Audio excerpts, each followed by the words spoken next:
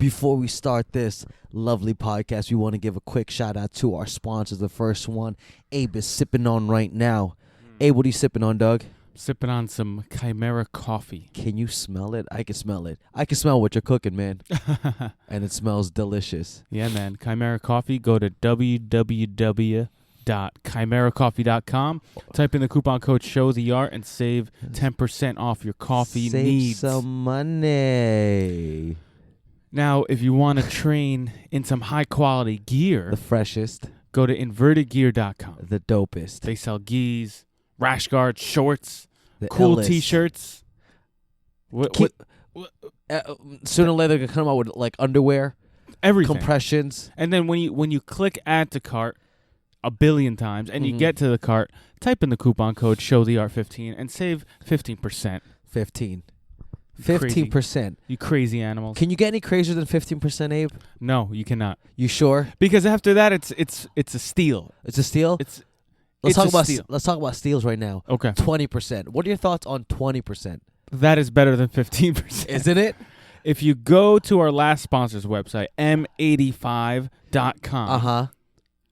Type in the coupon code STA20. You Okay. save a whopping 20%. 20%. He sells rash guards, shorts. 20%. We went from 15 to 20. Are we just like giving away free money? We might as well just hand like dollar bills to everybody. That's practically what's going on. Guys, you're welcome. You're welcome. If you don't like Christmas, if you don't like presents, then don't take any of our coupon codes. That's okay? it. If you don't want to, but do yourself a favor, save some money. Yeah.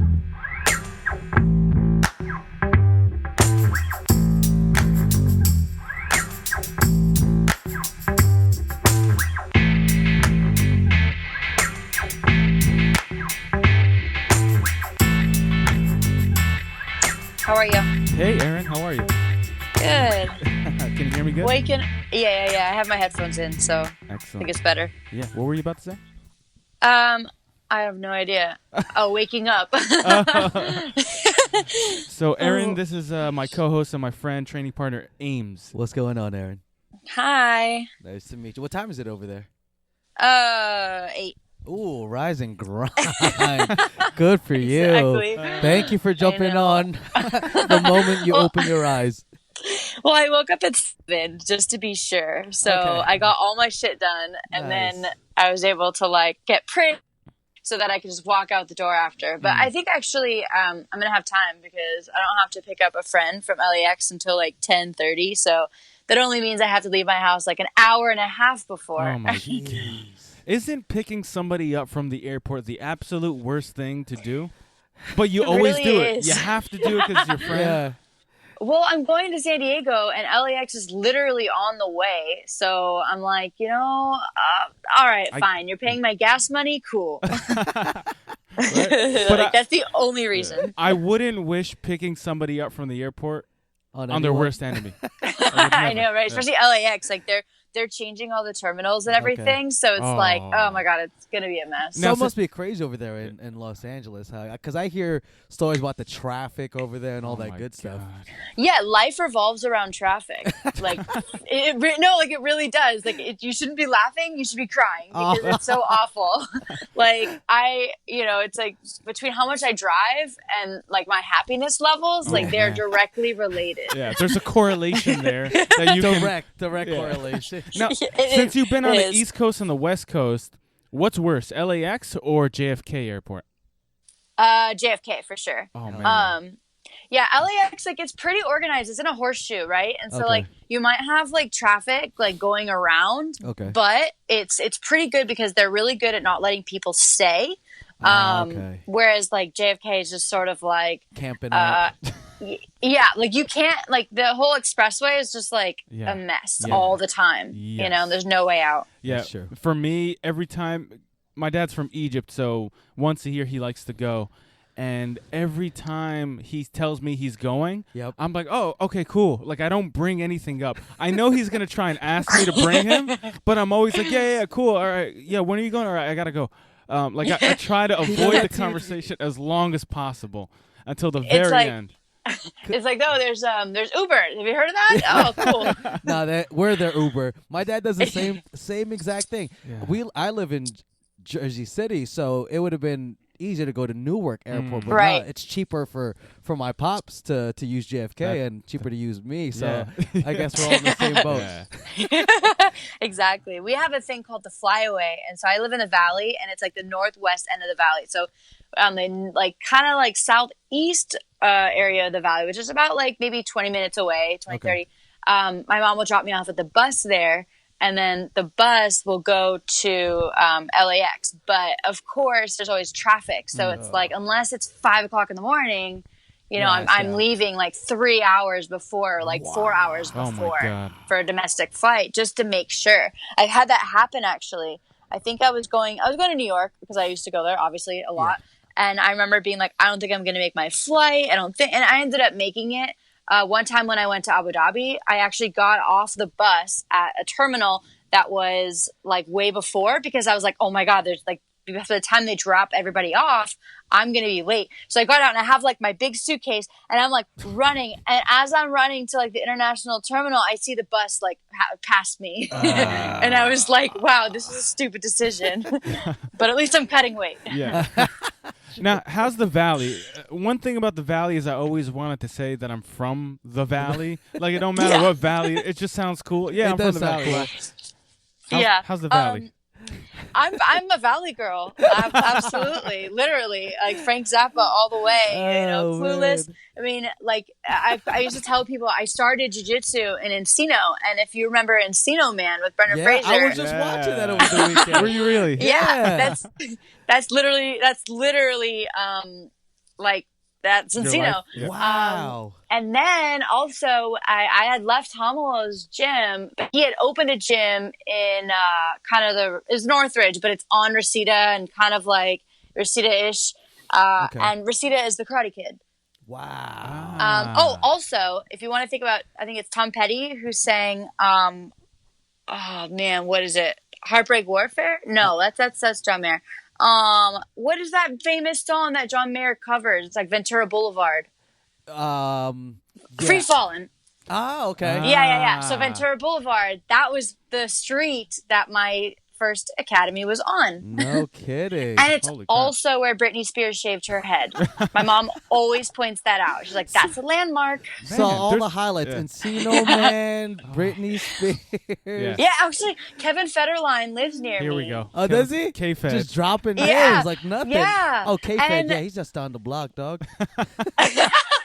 And also Marilyn Manson used to live when he had the affair with Evan Rachel Wood and Lindsay Lohan. Like, he lived right around the block from me. Man, you really know the history of your area. I feel like, dude, either God, I know you have no nothing or there's no history from my area. The only history around our area Joe are gangs. Joe Budden. That's it. Yeah, right? The Bloods were on this side of... Yeah, I have the best one. I was actually delivered, like when I was born, by the same doctor as Mary-Kate and Ashley Olsen. No kidding. Yes. And Full House. So if I'm going to call you that now. I'm going to call you Full House. Full House. No big deal. Yeah. I learned a lot of life lessons on that show. So. Yeah, me too. I think we all did. Didn't follow them. We all did, yeah. Did you guys watch Fuller House yet? No. Okay. I did. Oh, you it's did? Weird. How was it? Yeah, it's really cheesy. Okay. It's just super cheesy. Kind of like how they made Girl Meets World off of Boy Meets World. I guess really, it's like... Hold on. There's a Girl Meets World? Dog. Dude. Yo, get your game up, man. Erin, I'm so sorry about this guy. I'm tired. He's a white belt in TV. I'm No. I'm tired. I just want to go home and watch nature shows. See, I told you. Yeah, right? He's a white belt in entertainment. I watch vet shows. That's worse because I'll be eating and I'm like a prolapsed uterus in a cow. Awesome. But that's how I grew up. I grew up with a bunch of animals. So it's like, yes, let's dig in those intestines. Let's find that blockage. You do that. Yeah. What's your favorite show on Netflix right now? On Netflix, I watched Stranger Things and I was in love with it. Mm-hmm. It was good. It was great. I really liked it a lot. We actually binge watched that like while we were like in Tokyo. Nice. Who hasn't? Who hasn't watched? That's true. That's true. In Tokyo. And then 13 Reasons Why I binge watched that like crazy. Okay. And I feel weird about it because it's very I don't know. I think like you have to be educated about mental health in order to appreciate it. Otherwise, you'll be mistaken, about I like how see. suicide's so cool, Oh, okay. Because, I've been hearing a lot about that show, but I just haven't gotten the chance to watch that one yet just because I'm watching other shows. Right? I'm binging on It's interesting. Like, so I definitely think you should watch it because Okay. sometimes you're like, man, this is a serious topic. And then other times you're like, oh, this is like Degrassi. Do you remember Degrassi? I remember, but I never watched that I didn't show. watch So it. Yeah. it's just like high school drama. So you're just I like, see. wait, so it's serious or is it high school drama? And I think that's what they try to teach you is like if it just cast off as like just bullying or just like, oh, this person said this person or said this rumor and ruined this person's life. Like it really does ruin someone's life. Yeah. That's what they're trying to show you because it happens so often that people are like, who cares? They said this shit about them. Like, who cares? But really, it like affects all of us, right? There's more to it, right? Yeah. Yeah. High school is rough. Yeah, it was rough. I know we're kind of all the same age, but I hear stories from my students at the school about being in high school and about being bullied and stuff like that. And in my head, I'm like, shut up. Like, it was way worse. Everybody's too sensitive nowadays. Yeah. But no. If somebody's making fun of you or bullying you or saying things in your head and they're doing it on a regular basis, it could really screw you up. Yeah. And that's, Yeah, absolutely. It Yeah. makes you think about because that's when your self-esteem is building, right? And besides your parents, you are learning about yourself in the world, and that's your world. And if people tell you that you're fat or that you're a whore, like you're gonna believe it. You know what I mean? And you're like, yeah, what did I do to give that off? Like, Yeah. oh wait, like I ate a lot, but like, who cares? Because everyone eats a lot. Yeah. That's so true. And if you don't have the right mentorship or guidance from anyone older, it's a lot harder because now you have to deal with social media. So if you make one wrong move or like one mistake, you're plastered on the ground. Oh my God, yes. Right? You know what I mean? So it's a lot tougher. I kind of feel bad because I can only imagine what it's like now. It's not like any generation gets like less vicious. Yeah. There's always going to be dicks around the Oh world, yeah, right? but now it's so much easier. Like Yeah. I've been on. Okay, it's weird because like I've been on social media for a long, long time. Like I got my first AIM screen name when I was 8, and oh, damn. and like Wow. So because my mom was a systems programmer on computers, and I just knew how to use computers, True. and I've just always been this weird like I'm an extrovert with the people that I don't know. I'm not being judged. I feel like I'm not being judged. Yeah. But otherwise, Yeah. I'm kind of an introvert, and I like being behind the computer screen. True. And so when I used to talk to people, that's how I would communicate. And it was totally normal, like an AIM session. Yeah. Like you look and you're like, oh, someone's online. And then you talk to them. And That's that would so be so true. weird these days, actually, because if like you look at Facebook or Messenger and you're like, oh, this person's online. And then if you were to hit them up and just be like, hey, What's up? how Oh, are you? They'd be like, yeah. what do you want? Yeah. Yeah, Like what? What do you need from me, man? What- or Yeah, what is What's the wrong? purpose? Yeah. That's yeah. so And true. so- But I think that's also because it's our phones, right? Like, so Yeah. we're always online. We're Yeah. everywhere. Whereas before, you had to sit at a computer. So it was sort of like, Yep. if Y- you were you spent online, the it was time. like, yeah, chat Yeah. rooms you would go into with subject Yeah. like whatever your thing was. yeah, it was like, here, I am available. Yeah. Talk to me. I am ready to Yeah. talk. Yeah. Or Or put you had your like the away message. Yeah, that's right. Exactly. Yeah, with like emo lyrics You're- or something. Oh No, my. I've been hurt, but I'll get through this. And then you try to like guess like who it's about. Yeah. Yeah, for sure. And then like, Profile wars, Yeah. away Oh my message God. wars.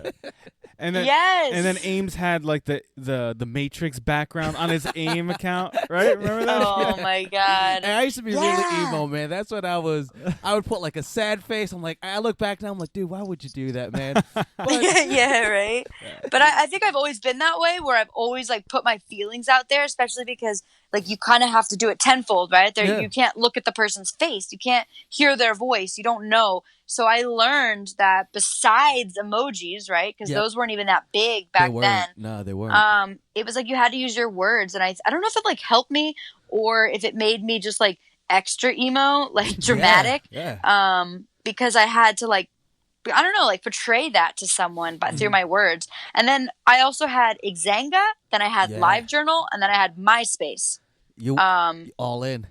I only went man, and I- in on the MySpace. I have no idea what Xanga is. Xanga's like an online diary, I believe, right? Okay.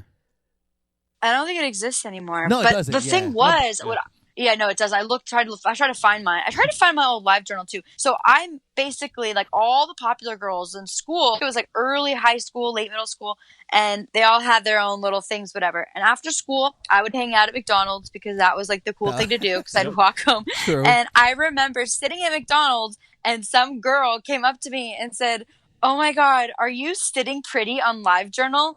And I was like, What? "Yeah, I am." And she's like, "Oh, I read all of your blogs." And that was like, I was like, wow, I want to be internet famous. And that's where it started. Yeah. And then nowadays, people come up to me and I have no idea who they are. And they're like, "Oh, I follow you on Instagram and I follow you on Facebook or whatever." And I'm like, awesome. I'm going to keep doing what I'm doing. Yeah. And then you're like, "Oh, thanks. I appreciate it." And then you walk away and put another check mark in your tab on your phone. Like, got another one. I know. Another one down. Dear Zanga, I did it again. Got another fan. I know. Yeah, it's cool. It's cool, like for people to like follow. And I had a blog since I was a white belt. It was called Building a Legacy because my first gym was called and I just poured my heart out about everything jiu-jitsu and life. I think the last time I wrote in it was when I was a new purple belt. So that was like 2012, maybe 2013. Okay. I think it was 2012. And so people used to read that and be like, "Oh, cool, I'm not the only one." And then that started everything else that I was able to do. And so I always found that people appreciate when you're just super, super honest. Yeah. Whereas a while ago, the AIM and MySpace and stuff, when you used to be honest, people were like, "Oh my God, that girl's so sad." True. Wow, Like, hello, "Oh, emo. she's so dramatic." Yeah, exactly. So, I totally was an emo kid. Do you consider yourself a blogger, or is that like derogatory to say? No, and I mean nowadays because I make money off of writing, I wouldn't call myself that because I would just go, okay, I'm a writer. Yeah. I wouldn't go as far as journalist. Yeah. Because it's jujitsu. And these days I'm writing editorials for Flow Grappling, and I'm not writing any current event type stuff where I used to cover like results of a tournament, things like that. Like every once in a while I throw that in there as well. Yeah. But I just feel like I'm just getting into the depths of topics instead. But I actually went to school for creative writing. I didn't go to school for journalism. And I think that's way different because I narrative journalism. I like the storytelling. So I think that's fine. And it took me 7 years to get out of college. It just took me forever. And I kept on thinking, this is my jiu-jitsu prime and I need to go be a full-time blue belt. Yeah. And I need to do this. And people were like, "Dude, just go to college because you need to have a backup plan." So I finally finished, and I kind of contribute being an English major to finishing that because I enjoyed it. It was like writing fairy tales all day. Dope. And that's how I got my degree. No big deal. Yeah. Yeah, so I think it's like pretty cool to say that. Yeah, absolutely. I didn't have to I struggled. I did, especially in the beginning. I was a psych major, then a criminology major, and I realized everyone wanted to be police officers, and I was like, no, no, thank you. I don't like rules. I like to make my own rules. I'm gonna go to the creative arts over here. I'm gonna go to the total opposite side. Yeah, I'm gonna go write my own rules. My own logic. Yeah. So you're that's a creator. That's what you describe yourself as. Dude, I am. I am. Like I've always been that way. And when I see there's something missing, I just find a way to make that happen. I used to wait for approval before I even started my blog. I remember talking to another white belt that I was training with, and I was like, "Dean, what do you think about this?" And he's like, "Oh yeah, just the thing about it." And I was like, "No, I'm gonna do it right now, like now. I can't wait. You can't put this on hold." Yeah, like I think I was gonna have him like help me with it, or we were both gonna do it, or I was waiting for feedback, and I was like, "You know what? Screw it!" And then I just did it. And so I've always liked the whole Gorilla Biscuits. It's a old punk band, like to start today. Okay, cool. Do it. People ask me, "How do you start writing? How do you start jiu-jitsu? How do you start being a full-time competitor?" And I go, you just do it. You just do it. Yeah. You don't wait to be like, I'm a full-time competitor. Yeah, like you're not going to find it. It's just, you have to just do it. And then you're like, this is what I am, because no one else can tell you what you are. Yeah. Of course, if you need credibility and you need a degree or you need licensing, completely different. But if you are just trying to go on a path, like you just have to start, and then other people will see that later on and support you. Yeah. Sure. And the irony of that, since we're, since we all do jiu-jitsu here, but also you're an avid competitor, the irony of that is that goes the same when you're competing. You have to be the initiator. You have to start the action. You have to be first. You can't hold up and wait for approval. You got to go. Right. Yeah. Right. Like, the minute you say like, is this grip okay? Like the person's like, nope. Yeah. that's stripped. Yeah. I actually was rolling with, I just started training at my friend's academy, Nicholas Welker. He is under Cobrinha now as well. And I realized his gym is a little bit closer because I drive so far. I drive 30 miles every day to go to Cobrinha's. And this is like 16 miles and it's like a little bit easier. It's in Agora Hills. Okay. And so, I started training with him and he actually was like, he gave me a lot of feedback and he told me, he goes, look, you're good and your guard's good and your passing's good, whatever. But your guard has become so defensive and reactive and like, and I'm like, I feel that. And so even that, like, even though I've been doing jiu-jitsu for almost 8 years and I compete and all that, like I still get into those modes of like, should I go to X guard? Oh, I'll wait till they do this, or let me try to grab this grip and they broke my grip, or instead you just have to be like that aggressive blue belt in us all. I used to just go ham on blue belts. So true. Yeah. Yeah. It's funny. I just talked to Isaac Doderlein. You know him, of course. Of course. You both of you guys train at Cobrinha's.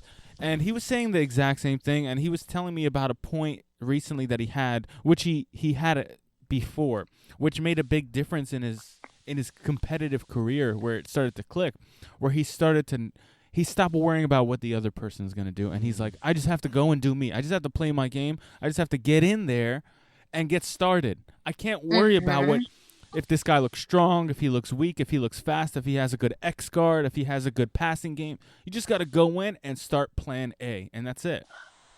Right. Like a lot of the times, like people have asked me how I use Spider Guard, and I don't even realize I'm doing this. But every time I start a match, I try to go to Spider Guard, and it's my way of feeling that person.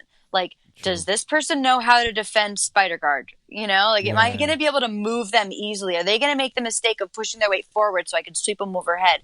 And that used to work, but, now it's like I'm fighting, high-level brown belt, Abu Dhabi, I fight black belts, and it's like people understand the mechanism of Spider Guard. Yeah. So it's definitely not as easy. People have a tough base. So that's why I've had to adapt. And I think that's where I've sort of plateaued a little bit, where I'm like, well, this used to work on people. I used to just snap a triangle on people. I'm like, why is this not working anymore? Why are they posturing? Come closer. Come here. Can you come over? Can you move a little bit to the left? Like just 2 inches. Just exactly. Like, let me just can you make this step really fast so I can just get under? Hey, can you stop moving for a second, please? Excuse me, sir. Excuse me. You're being a dick. Yeah, exactly. And so I've just made that habit of sort of just going in there and being like, let me dilly-dally my guard a little bit to feel this. Like, I remember, I think I was fighting at the purple belt, the New York Open or the New York Pro. And I remember Paul, it's like maybe like a minute after I was sort of just like literally playing my guard. I don't even want to consider that anymore. I don't want to play my guard. I want to do my guard. I want to use it. And I remember Paul Schreiner from Marcelo's just saying, okay, Erin, let's try to work for something now. And at first I was like, oh, what a kind man. Like, he really understands me, the way that he coaches me, he really understands that I have to feel this person out. And then I went, why am I wasting like a whole minute just like dilly-dallying? Like, why am I not trying to rip this person's head off right now with my thighs? Like, yeah, like you can't feel them out.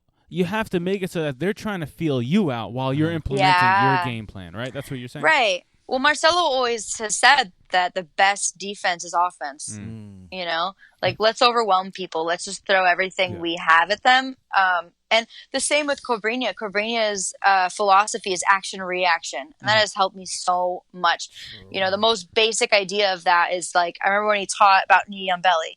When I go knee on belly, I'm not trying to shove my knee into their sternum and pull up their collar and, and hold them there. Because if they don't move, then I can't move. I can't advance. And that's the whole point, right? Okay. So if I'm able to float on top of them and then they're trying to maybe like expose their arm by pushing on my knee or trying to hip out, then I can go for a spinning arm bar. I can, trap their arm. I can go for a choke, or if they can turn towards me and I can spin to the back. So I actually want them to be moving. I never want to make someone stagnant because then I'm stagnant, you know? So it's just, and when you're, when you're stuck in like a tough position, someone's got like maybe an over underpass on you, literally push and pull. You have to make a sort of movement so that like you both can move. The minute that you just sit there and wait for an opening or wait to get your leg out or something, it's not going to happen. So, sometimes it's as simple as like, let's rock them back and forth. Let's just make something happen that's going to put a wrench in their plans. Yeah, I agree with that sentiment, and I say the exact same thing to the students, like, especially when you're a brown belt, you're a higher level. So when you're rolling with someone like a white belt or a blue belt that knows your game, they roll with you, and they go into just straight defense mode. Straight D, T-Rex arms, very tight. Yes. They don't want to do anything. The worst thing you could do is try to hold them down. You have to. That's when I try to portray that. Yeah. What you're saying is like, give them a little bit. Let them do stuff. Let them open up. Let them think. Yeah, because it's easy to just play D and try to. It's actually pretty easy to not get submitted if that's your whole goal. Exactly. Right. Exactly. But once you start trying to escape, that's when the openings happen, and I guess that's where the action reaction comes in. Yeah, you have to have openings. You have to have like advancement, and plus, like sometimes, also one of the most big things of the Cobrinha like system is you pass, right, and the person starts turning, and so what you do is you grab their lapel and you actually pull them back, but you don't actually, you set it up so that when they do turn away again, you can ride their hip with your knee, your top knee, and then your bottom hook sinks in as they turn. But you can't hover over them, or else they're going to know that you're trying to do that, right? So you the position, but you only use your arm, pull them towards you, and then their automatic reaction is to be like, no, you're trying to pull me back, I want to go this way, and then you go, and then that's when as soon as you let them go, you ride the hip, and then you get the first bottom hook. And so what most people make the mistake of doing when drilling that is that they pull the person back, and then they have their knee like almost like knee on belly, and you're trying to like push the person down. It's like no, you gotta almost trick them. Yeah, exactly. And so it's sort of just being that more like flowing, and you got to be ahead of that person. You got to know, okay, they're going to try this or this, and either way, I'm going to have something to answer it. Dope. Now, that answers my question. One of my questions was going to be, what's the difference between, or what have you learned training at Marcelo's and what have you learned training at Cobrinha's? You just answered that in a nutshell, so thank you. Thank you for doing my job for me. And we appreciate it.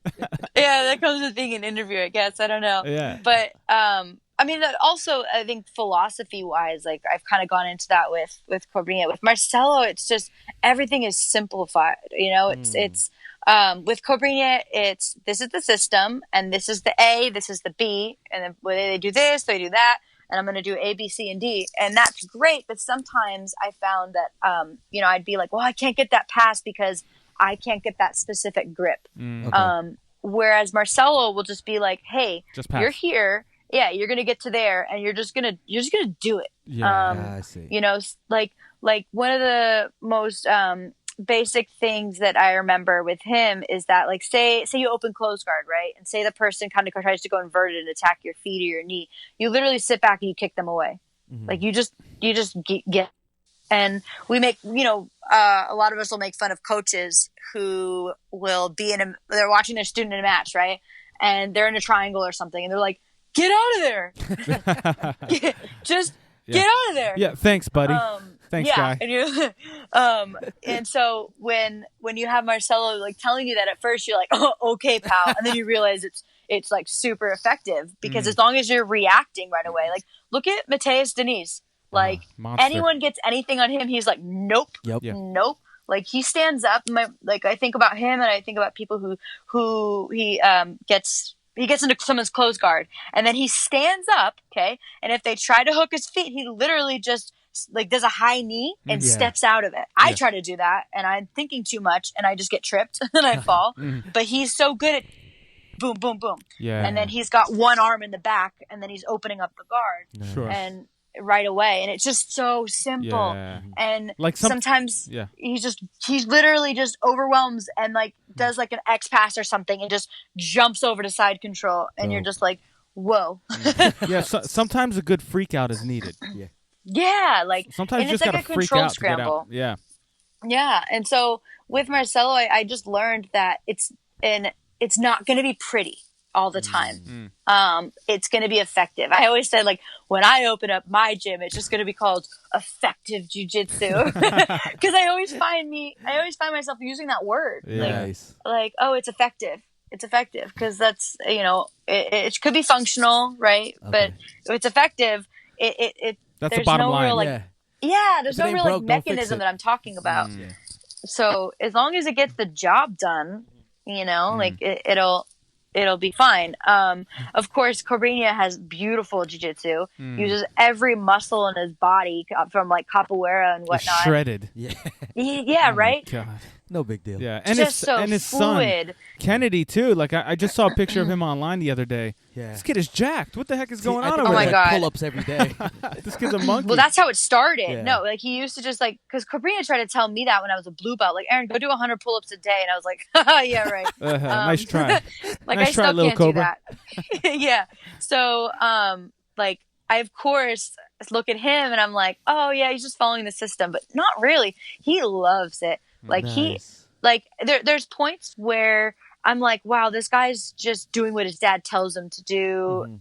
And then I realize he's got a huge personality, huge. Nice. Like he puts it away. He puts it away when he just needs to follow what his dad is telling him to do, whether it's Okay. in class or it's outside drilling or working out. But while he's doing it, like he really is making it fun for himself. Like I enjoy, after training, he'll bring out the weights and all that. And he works with Tino, brown belt at the academy. And he's always pushing Tino. Yeah. And the way, because Tino's masters, and he actually weighs less than me. And so he's like, come on, Tino, come on, and then when he gets on the bar, oh my God, his facial expressions are hilarious. And he basically like talks shit all the time. The first words he really knew in English were, come on. So he'd be a white belt and I'd be rolling with him. And maybe I'd get him in a triangle, but I would not be able to submit him. And while he's in my triangle, he's like, come on, Erin, come on. And you're like, you just want to like, son of a... yeah, exactly. You just want to punch him. He's a little punk. But he's like really grown into this adult who can shape another person into what he is. And he motivates, and we still talk shit to each other regularly, but that's just how we communicate. Yeah. But there's also times that I can, like, he coached me at Pan Am's, and I think that was a turning point where I was like, wow, he's such a great coach. He's that coach that goes, hey, and you look at him and just that connection makes you go, oh, this is not like a huge like storm that I have to weather. This is me in control, and I can go and I can look at someone outside of the mat and be, even keeled the whole match. And he's like, hey, we're going to do this now. We're going to do that. We're going to, and I felt like he was like there with me. And, of course, after I go to give him a hug and he's like, don't touch me. It's over now. Our moment's ended. Yeah, right. So it's like, I'll go up to him like, just give me a hug. I really enjoyed it. He's like, no problem. So we can talk seriously if we need to. Yeah. But we also have that playful connection, which to me is super, super important because I just joke around like crazy. Nice. So if you can be like on my sarcastic level, it somehow like pushes me, and it makes me realize, all right, this is not a job. I don't have to be here. I'm here because I want to be, because I'm enjoying myself. So I find that his funny faces and his little like ego moments and his sarcasm, like I go, okay, we can be both. Yeah. We can be the exceptional student who listens and follows directions and, understands the system, but we can also have our personality shine through when it's appropriate, That's No, that's a great thing to hear, because we only get to see the person behind the Instagram feed. We don't get to know their personality. And here's another positive. If effective jiu-jitsu is taken, sarcasm jiu-jitsu. There you go. Sarcastic jiu-jitsu. Sarcastic jiu-jitsu. Like, we never take anything seriously. Oh, you want to be a world champion? Awesome. Nice Let's try, do it, buddy. bro. Back in the bus, buddy. But I feel like that's how like my life is like with Cobrinha, like because I think Cobrinha is such a serious guy, and I think we run into our like kind of issues when it becomes me not being serious. Like it's hard because sometimes I'm like, yeah, be serious with me. And then I'm like, no, don't do that. Like, don't be so strict with me. And I can't figure out what I want. And then he's just like, well, this is who I am. Yeah. And this is how I teach. And if you're not going to, get with it, then, I can't help you. Yeah. And so I find myself kind of going in and out of being like, all right, I'm going to go off and do this, or, okay, no, I'm here every day. Yeah. I'm here on time, and I'm just going to do the work. And then I'm like, oh God, the work is so hard. So, so with him, I think he's just like, all right, this is the way it is. And I'm like, okay, buddy. Okay. And I think it's just, I don't know, it's just hard. Like I so appreciate his dedication. Mm-hmm. But sometimes it's like, wait, I need a breather, Sure. Yeah. So that's the only thing. It's like, yeah, I want to be world champion, but then it's like, oh, that's what it takes. Yeah. Oh. But I like writing. Right. It's yeah. easier. I'm like, I have to go write an article, so I'm gonna leave early. I'll be right back. Yeah, exactly.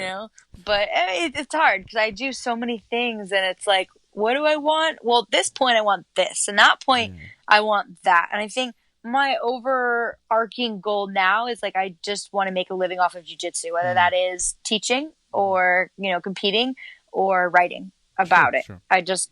All of it. I'll do all of it. Now let's change the tempo a little bit. I wanted to talk about Submit the Stigma before we go.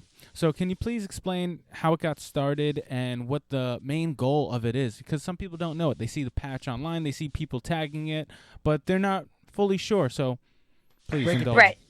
So Submit the Stigma I created as a way of talking about mental health and mental illness. Like I said with my blog, when I would just like share everything, I was actually, during that time, I was diagnosed with, I had depressive episodes, but I actually didn't want to actually be diagnosed with that. Yeah. So in the beginning, it was just generalized anxiety disorder. I would find that I was just always just high strung. And super sensitive. And then, I would go through these bouts of depression that I didn't want to do anything. Even after Blue Belt Worlds, I kind of quit my job and everything. I trained full time. I did pretty well. I closed out PANS. I got second at Worlds. And then I was like, I'll just go get another Craigslist job. And I had a lot of difficulties.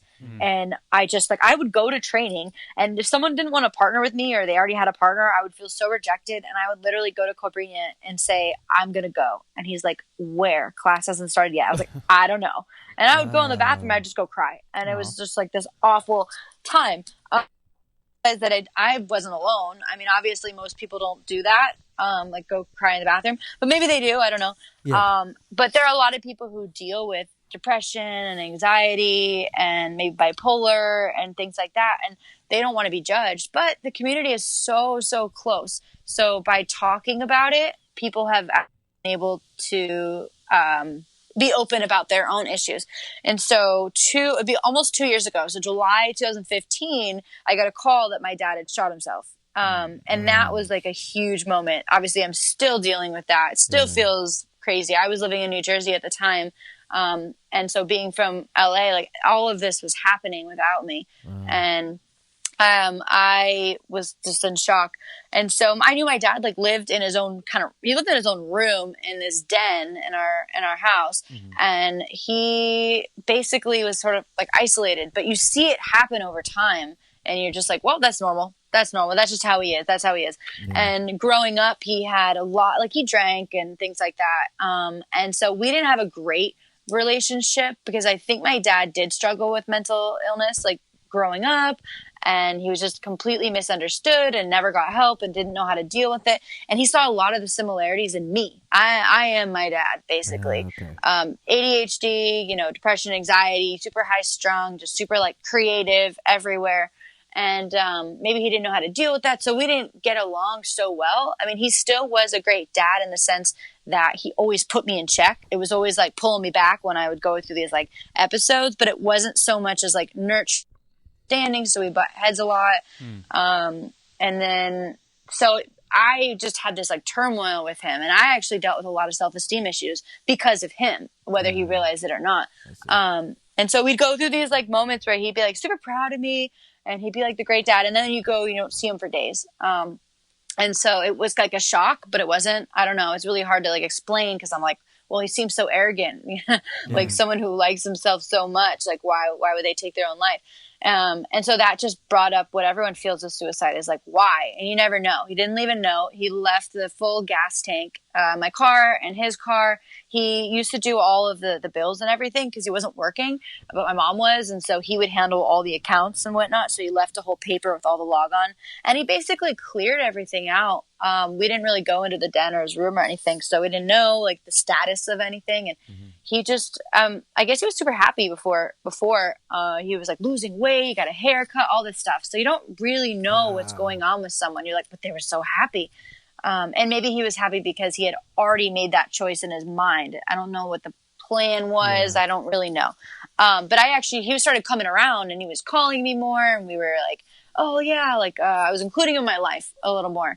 So that was just super, super unexpected. And so after that, I realized I wanted to tell people because that's how I am. I'm a super, super open book, but I felt that this was a good opportunity, almost like a teaching moment, because a lot of times when someone like a family member or a friend dies by suicide, you don't know. Like it's usually the cause of death isn't listed or they lie and they just say, oh, it was complications of this. And I didn't want to say I was like proud, but it was just sort of like, yeah, my dad did this and this happened so much and people need to be aware of it.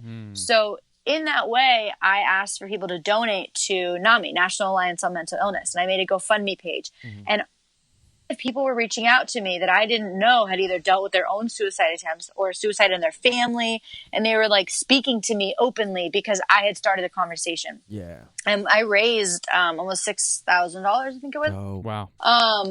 And so I was like, holy crap, this is something that I'm tapping into because I mean, people like to say that people in jiu-jitsu are weird, right? We're all a little weird somehow. Yeah. Whether we're nerds or we were outcasts or maybe we were the jock, right? We came to jiu-jitsu and we were humble. Yeah. And so there's this like level ground, literally, that we're all on and everybody's the same. Everybody has like weaknesses and you see it and you see people every day and you see if they change, you see if their personality is like, you have a support system completely. So that's what I found in jiu-jitsu. And I always wondered if my dad had something like that. Obviously, I don't think my dad would do jiu-jitsu, but just something similar. He would have had a place to go, like someone to talk to. It's just a mechanism of to himself. cope with. Yeah, True. Yeah. Like he would have seen like, okay, this is not healthy, but who knows? And so I found that jiu-jitsu being more therapeutic for people, like, let's connect the two. So I gave it a hashtag because I wanted it to be something talked about, something shared. So that was like the hashtag Submit the Stigma. And I started using that. And the first time I really showed it was at Nogi Pans. It was the first time I was competing after my dad's death. It was 2015. What was that? October, September? I think it was September. I don't remember. Nogi Pans? Yeah, I Nogi think Pans. it's either October or September. Yeah, they changed it, I think. And so I competed, and it was my first brown belt tournament as well because I got promoted by Marcelo to brown belt in August, the following month after my dad's death. And so I had a lot to prove. And I remember I was in the final, and I was up like 7-0, and then I got armbarred. And I was like, why? Like, how did this happen? Yeah. A really tough competitor. And, obviously all the feels came. And I remembered, oh, this was supposed to be the time that I get on the podium and I have a sign. And I just have a sign that says, Submit the Stigma of Mental Illness. And I wanted, obviously, to be in first place because I felt like that gave validity to my cause, being like, look at me, I can accomplish this and, have mental illness. And so, and be dealing with that and everything. And so I go over and I'm just crying my eyes out and I get a piece of paper and I go to the admin table and I get a pen and I start scribbling my message, right? And I realize I've been there a while. And then I realized I missed my podium. And I actually had the girl who beat me in the final, they never found me. Like, it's a really small gymnasium, right? Anytime there's like the girl missing from my podium, I just walk around and I go find her. Yeah. Well, no one did that. And they all know where the Marcelo people sit. And I was like, what? So I wasn't able to use the sign. But at the same time, it was like sort of therapeutic for me to start like scribbling the words out on paper. And I remember seeing something online from the girl's coach or teammate or whatever, saying like, oh, it's really disrespectful for someone to miss the podium, you know, blah, blah, blah, blah. And I actually like confronted them and I was like, yo, I had a purpose. I was going to get on that podium no matter what. Of course, no one came and found me, you know? Shots fired. So I did the Open, ended up like defaulting third. But I was able to hold it up then. And throughout the day, other people like Megan Neville, Abraham Marte, like I was able to give them the sign. And I said, hey, would you mind? And they didn't at all. They were all for the cause. And at Nogi Worlds, I ended up winning. And so that was like my moment to be like, yes. I held up the sign. And then I had even like Angelica Galvão like held up the sign. I mean, and then another girl, she came up to me and said, can I hold up the sign? You know, so it was just a discussion that was starting. Powerful. And then I made the patches and everything else. And, you know, fast forward to today, my sister and I made it a full on nonprofit, a 501c3. And so we hold seminars and people come to me and they just say, hey, I really want to hold a seminar. And I find that most people asking are ones that want to use it as a way to talk about their own issues. They get up and they speak to their training partners and they speak to their community and it's therapeutic for them. And being the one to organize it really helps them. And also people sharing their stories to me. Like I admit, I find it so tough sometimes to answer someone's story because I don't know what to say. I'm not a therapist, right? But I talk and I can say, yeah, I have similar sentiments or I feel that way. Or I've gone through that.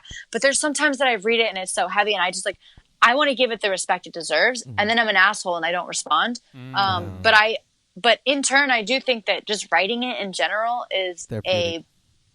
Therapeutic thing. And, you know, it's so sad how most people come to me and they go, oh, my parents don't even know that I struggle or my own girlfriend or this or that. And then all of a sudden these people are becoming advocates and it's amazing to see. And then I've been dealing with my own issues recently. You know, through the winter, I had my own sort of depression and I was on antidepressants and maybe they weren't working as well. I don't know. I went through a breakup, you know, with Gianni. We decided to be friends and I left my apartment, my cat, my car, my training, all my friends in New York, and I moved back to LA thinking, well, I'm just going to go reset, live with my mom again. And it ended up being super hard. And I'm like, hey, this is June 2014 all over again. And I actually slept in my sister's old room for a while. And then I finally like, broke down and just like faced it, started cleaning out my room. Now I'm finally like sleeping back in this room. But it was just like a shock, right? So you go through all that. And I found the people that I had been talking to and motivating were now my motivators. And so that was the whole point, to create a network, to be open. I have like a BFF in Canada now and, you know, like in New Jersey and, you know, San Francisco and Denver. And they're the girls that are just like, hey, come visit anytime, you know, like, hey, you need a place to stay. I got it. And obviously jiu-jitsu does that. But this is also like, hey, I need a mental health type trip. And they totally understand. So now my goals for it are just to keep doing seminars. I've got one that's in the works for Memphis, South Florida, Toronto will be a huge one. I have a lot of supporters there. And also I'm heading to Australia this summer for personal seminars, but also I've gotten a lot of support. So I think I'm going to try to organize one down under as well. And I think like it just spreads. It really does. And especially in different cultures. We even did a seminar in the UK and they have great mental health services there. So different cultures are going to handle the stigma a lot differently, right? Like Brazil, for example, people just think, oh, you're weak. You're crazy. You're cast off. I had Fabiana Borges, you know, talk about this at the last seminar in Austin. And she says, my eyes have been opened, you know, that it's okay for people to suffer. So by people learning about it and people just, I mean, I speak from the heart. I always have. So when I like give advice to someone, it's never going to be like, well, I read in a book somewhere that you should do this, or I Googled this. I probably did Google it, but I'm not going to give that advice to you. I'm going to say, well, when I dealt with it or what I've seen, you know, learn through my experiences type of thing. Yeah. That's the only thing I can do for people. And sometimes that's all it takes. And then beyond that, I've gotten people help before. They've said, hey, like, I don't know where to start. And I said, look, if you insurance, or if you don't want to actually physically go into an appointment, there's there's a lot of online stuff, and I try to just like head them in the right direction. And if I need to, I would make an appointment for someone. I hate making appointments for myself, like, but I would do it for someone else, because my mom always did that for me. That's how my mom cared for me, especially when I was dealing with a lot of just like stress, whether it was real stress or imaginary stress. That's what she does. What can I do for you? And it's very just functional love. And so I found that it was so much easier to deal with stuff when I had someone else like, here, let me take the reins for a little bit, even though I don't even know you, but like, give me your information and give me your available times, and like, let's do it. Here's because what's dope is that everything that you've done or your whole life is just do it. Just like this, Submit the Stigma. You just wrote on a piece of paper, and that's where it started. Another thing that I really dig is that you're just unashamed. You are who you are, and people find strength through that, because everyone goes through things. One thing that I find really cool is that I kind of relate to is I want to start like a Big Brother type of thing, kind of for the inner city, because what I dealt with is more what do you call it? Being broke. Our family, what do you call it? We almost became homeless. If it wasn't for my uncle, my aunt, I don't know where we would be. So, and it was just me, my mom, and my brother. I'm 12 years older than my brother, so it's kind of that I always wanted an older brother, someone to take care of me, because my dad was gone for a bit, so I just had no one to look up to. So now I have, like, at the gym that I work at, I kind of want to start this Big Brother program where I work with inner city kids, because we come from Jersey City, and I want to work with kids that kind of don't have that father figure, that brother figure, just anyone to kind of help them get through things. If I could do that through just teaching them how to make lifts or anything like that, that's where I kind of want to start the journey. So I kind of find it cool that what you're doing, it really does inspire. Like, if you're unashamed, like, everyone wants to put up this wall, like, our lives are perfect. We put on Instagram, like, the food that we eat, like, we're traveling, all this, like, everything's, like, nice and good and all that stuff. We're broken people. We need healing. Every single person. We all have weaknesses or whatever. If we just keep piling up that wall, sooner or later it's going to break down. It's going to be a lot harder to recover, but, we all have to recover. So, yeah, props to you. Yeah, hashtag lift the stigma. There you go. Yeah. Oh my God. I think we're onto something. No, that's pretty dope. I like that. Yeah, I like that. I like that a lot. I like that. You guys can use it, by the way. Yeah. I'll message you later and ask for your help. Yeah, absolutely. I mean, honestly, like, I figured out how to make websites on my own. I figured out how to blog on my own. I figured like I made a jiu-jitsu journal, right? So that was another thing that I like, my entrepreneurial skills was, hey, I'm going to make this planner, because at the time I was dealing with college and work and this and that. Like, how do I make time for jiu-jitsu?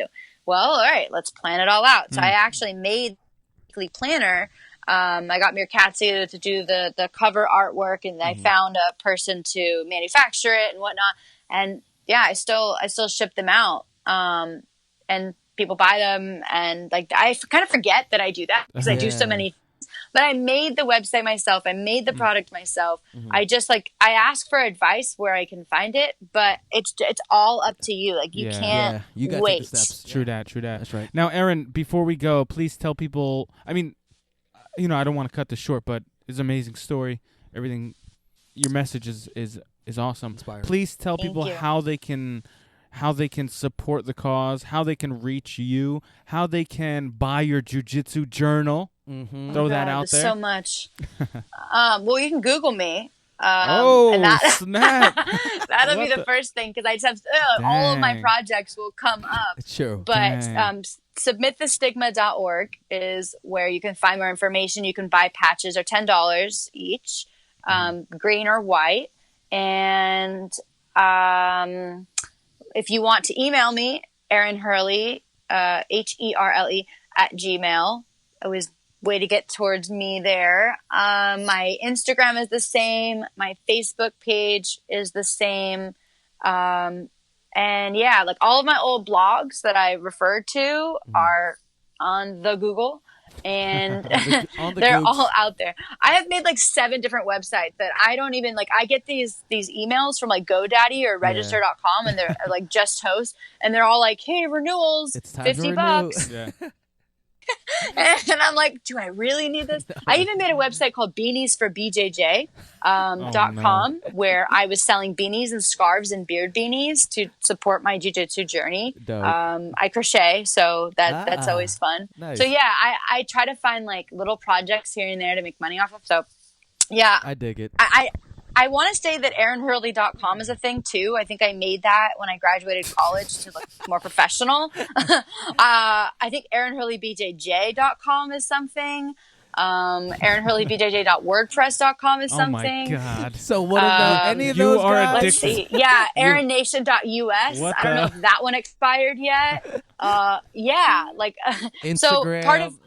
So part of ADD is really starting things and not finishing them. So there you go. Yep. You could find all of my unfinished products or existing things out there. Also, I write for Flow Grappling, so you can find me on flowgrappling.com. Never heard of it.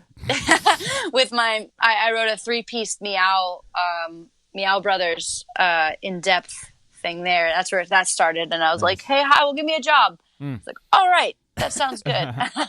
So yeah, now that's there. So I have a million things, but I think Instagram I use the most. Okay. So like message me there, comment, follow, everything. Just at your name. At my name, just my name. Erin Herle. I'm never changing my name. If I get married, never changing my name. There's just too much at stake here. Yeah. Because then you'll have to go back and change everything, and that's going to be impossible. Like feminism. All 10 websites. Yeah, exactly. Like I would have to just I wouldn't even know what to do. Yeah. Right. So I am who I am, and I'm never changing. Look for someone with your same last name. Yeah, my name is my name. Right? It's so rare. Like if find a different spelling of it, and then people won't have such a hard time figuring out how to say it. That's so true. Yeah, it's not a synonym for puke. I thought it was Hurl the whole time. Yeah, me too. Ew, Yeah, no. when you pronounce them, like, oh, like Bobby Hurley, like basketball, Hurley. Right? I just say it's like the brand Hurley. Oh, okay. That's like international, right? Yeah, It's technically a skate brand, like a skate surf brand. I don't know. Yeah, I didn't know how to pronounce that, but now Can I you know. add like a little like accent mark at the end so that I it gets don't people know. going? It gets people going.